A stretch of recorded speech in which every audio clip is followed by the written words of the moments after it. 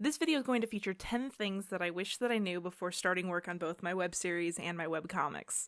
Oh, and stick around till the end. The last tip especially changed my life as a creator.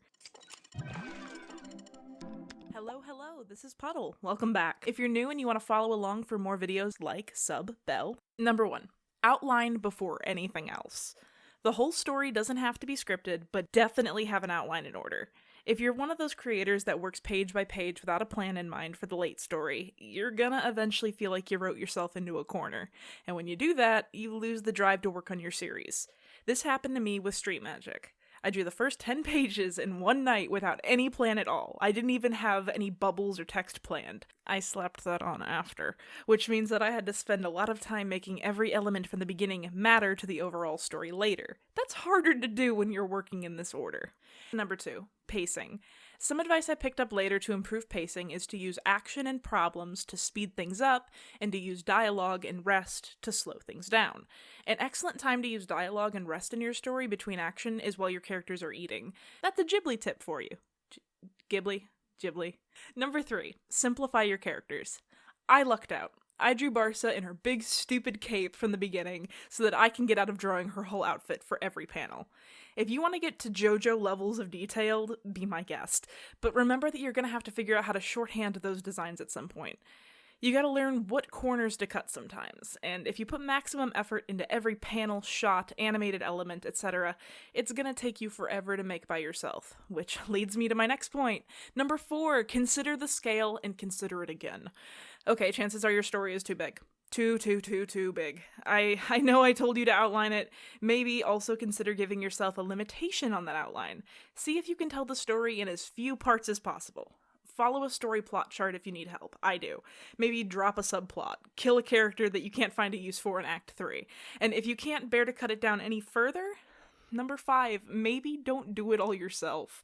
I'm a hypocrite and a fool, since I make pretty much all of my projects by myself, but like I said, if you can't bear cutting corners and you want to finish this thing, that's the key point, you want to be able to finish it, you might need to hire someone. If backgrounds are taking you forever, consider hiring a background artist. If you love storyboarding the project but editing and sound production is a mystery to you, you see where I'm going with this? You could hire somebody. And it also means that you're featuring other creators on this project. Again, stick around because the next 5 things are really big and important, and number 10 changed the game for me. Also, YouTube makes me say it twice, like, sub, bell. Okay, back to the video. Number 6, walk away. In the rush of meeting my own self-imposed deadlines, I often end up making really obvious mistakes that still eat me up inside. Look it. Missing earring. Hoodie strap, where is it? That doesn't even go there! Whenever I notice this stuff, I can't help but get irritated at myself. Like, come on, past Puddle, are you even checking these pages?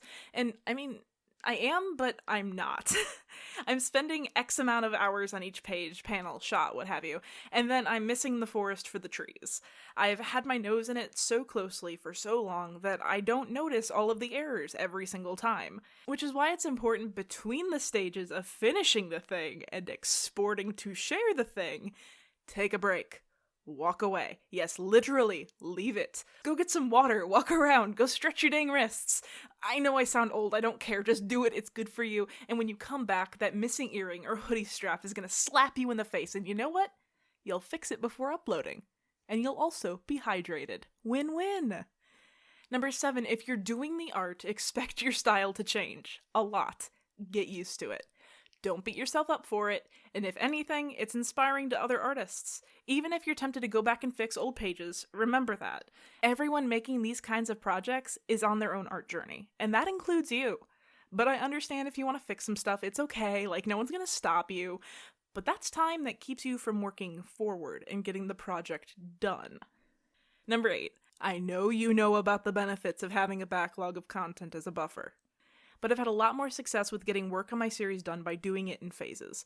Every episode of Living with a Monster, for example, goes bullet, then script, page setup, then panel setup, value thumbs, text planning, bubbles, then typography, sketch, value adjusting, backgrounds, foregrounds, zine, then chat logs. My episodes sometimes contain those. Line art, faces, then line polish and cleanup, character flats, occlusion shading, check it, walk away, check it again, export, convert to upload dimensions, schedule to platform. I will do an episode's entire sketch before I move on to inking. I will do the entire inking stage before moving on to flats. For Street Magic, I do this for the whole chapter. You know how I said your art style is going to shift as you go, and how that's unavoidable? Yeah, this at least keeps an entire episode or a chapter looking semi-consistent, and the work goes by a lot faster when you're not forced to switch art modes constantly. Number 9. Oh, I'm gonna say it. Be your biggest fan! If there's a part of you that keeps going, ugh, this sucks while you're working on it, give the microphone instead to the 10-year-old fan inside of you that really loved a certain story or cartoon or game or book series growing up. Try to get that inner child excited about your project the same way.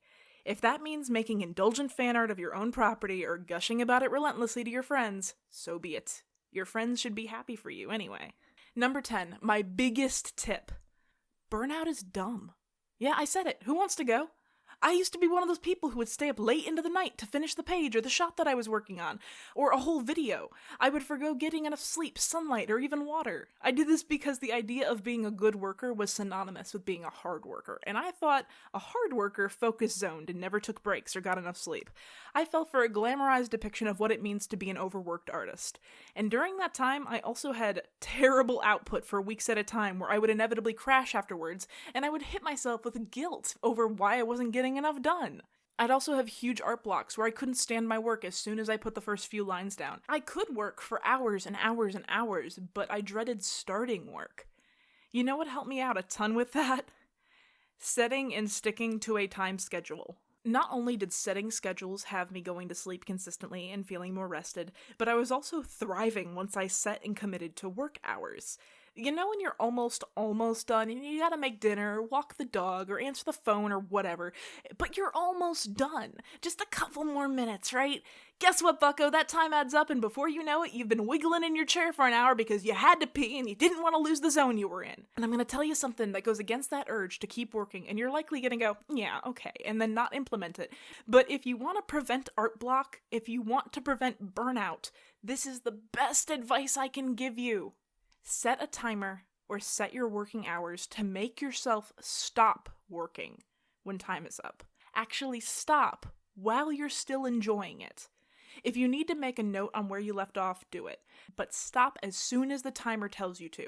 If you're like me, set alarms if you have to. It's life-changing, I promise, because you'll start looking forward to the next chance you get to work on your project again. And in the time that you aren't working on it, that's guilt-free time to relax and have fun.